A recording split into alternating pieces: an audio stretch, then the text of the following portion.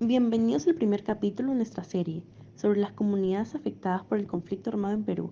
En este episodio vamos a hablar de una región que, aunque fue muy importante en la historia de la violencia que vivió el país, ha quedado muchas veces olvidada, la selva de San Martín.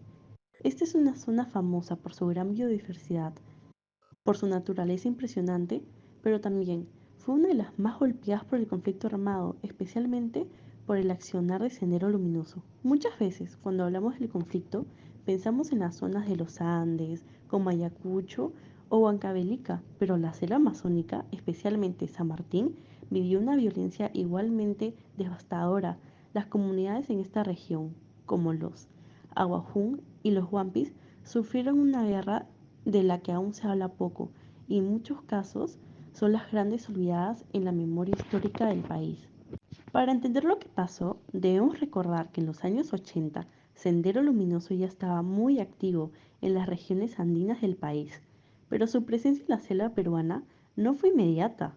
Fue un proceso lento, pero cuando Sendero Luminoso llegó, lo hizo con mucha fuerza. Esta zona estaba llena de campos de coca y para ellos el narcotráfico era una de sus principales formas de financiar sus operaciones.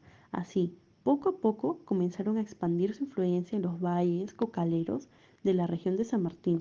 Lo que buscaban al principio era encontrar el apoyo de los campesinos e indígenas de la zona, prometiéndoles una lucha contra lo que ellos llamaban la explotación capitalista. Pero la verdad es que detrás de sus promesas solo había un control total sobre las personas y una violencia imparable. En este contexto, las comunidades que vivían en la zona, como los Aguajún y los Huampis, comenzaron a verse atrapados entre dos fuerzas, Sendero Luminoso por un lado y el ejército por otro. San Martín es una región muy distinta al resto del país. Aquí la vida gira alrededor de la agricultura y especialmente de la coca, que era y sigue siendo un cultivo clave para la economía local.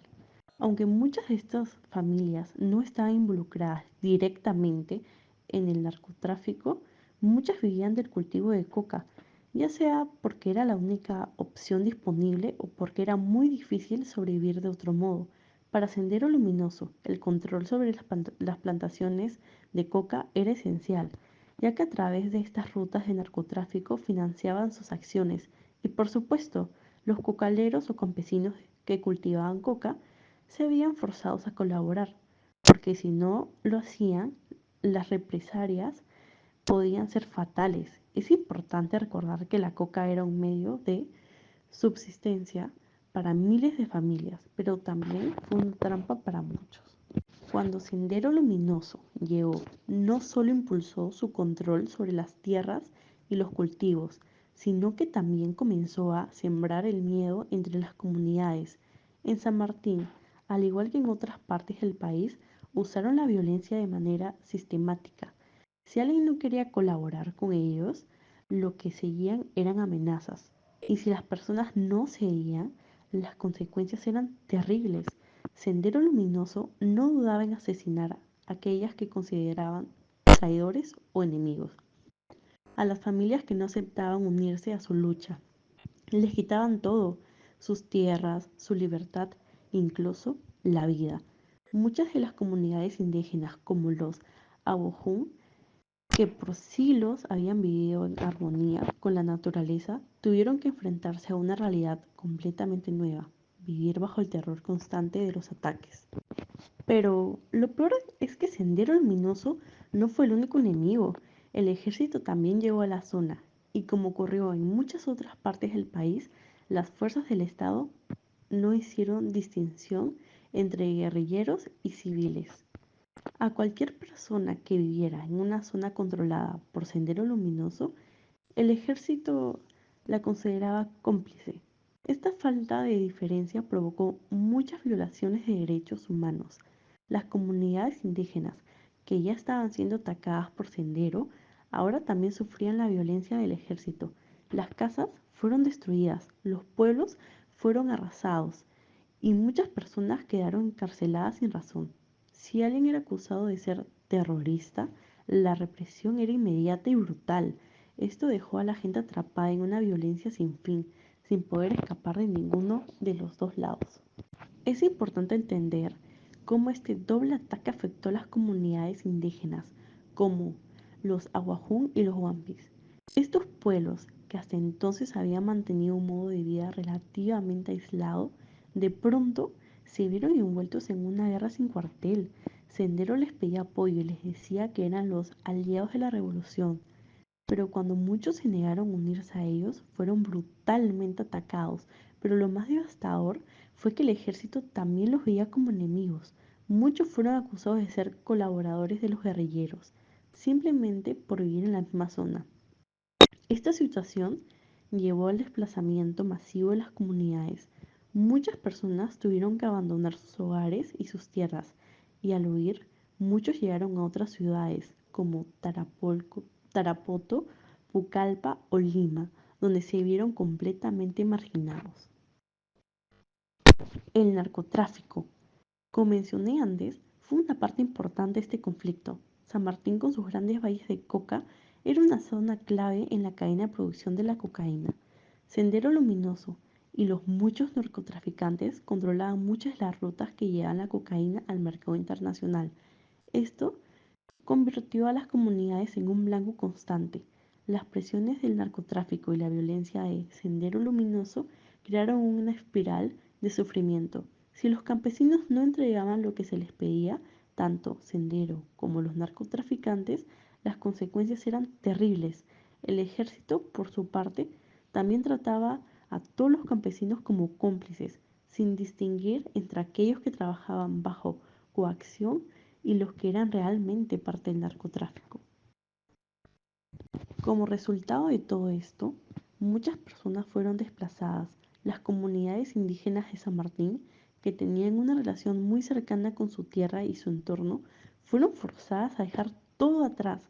Familias enteras tuvieron que huir hacia otros lugares en busca de seguridad, pero lo que encontraron fue más pobreza y marginación. El Estado no hizo mucho para ayudarlos y en muchos casos ni siquiera se les dio el reconocimiento que merecían como víctimas del conflicto. A pesar de que el sufrimiento de estas comunidades fue tan grande como de otros lugares, su historia no fue tan conocida ni visibilizada. Uno de los grandes problemas que enfrentarán las comunidades de San Martín es el olvido.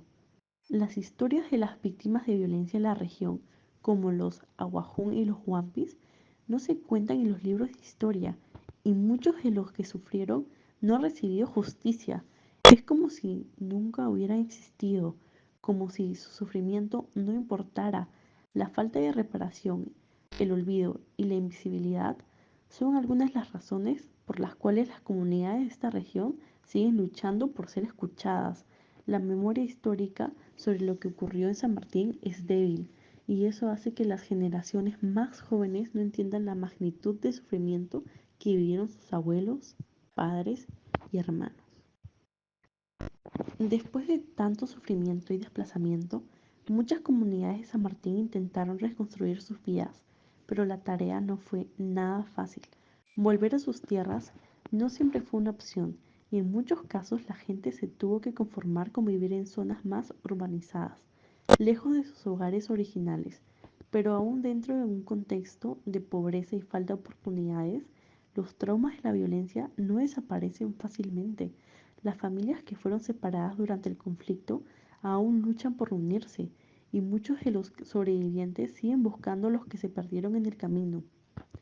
Aunque la situación ha mejorado en algunos aspectos, la huella de ese pasado sigue siendo una carga pesada para muchas personas, especialmente para los más jóvenes, que han tenido que crecer con la sombra de la guerra que sus padres vivieron.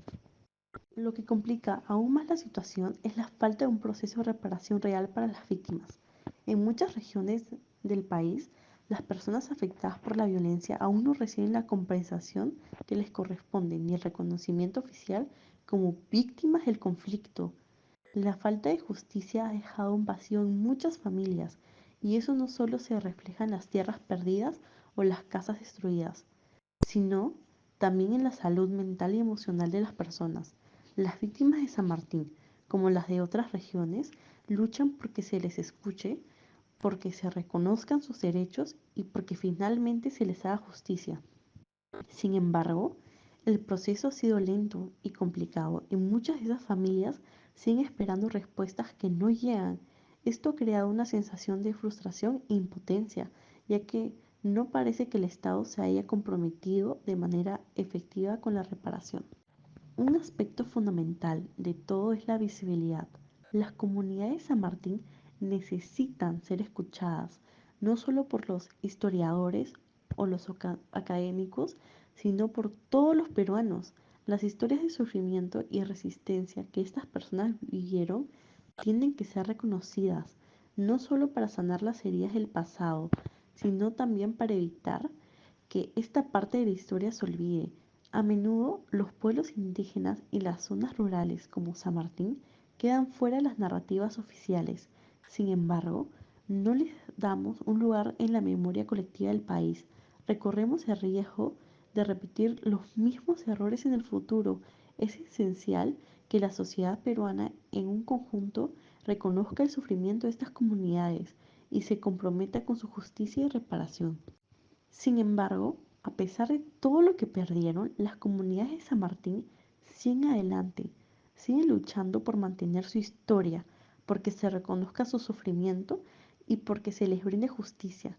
Los pueblos indígenas, como los Aguajún y los Huampis, han resistido no solo la violencia física, sino también el olvido y la indiferencia de un Estado que nunca les prestó la suficiente atención.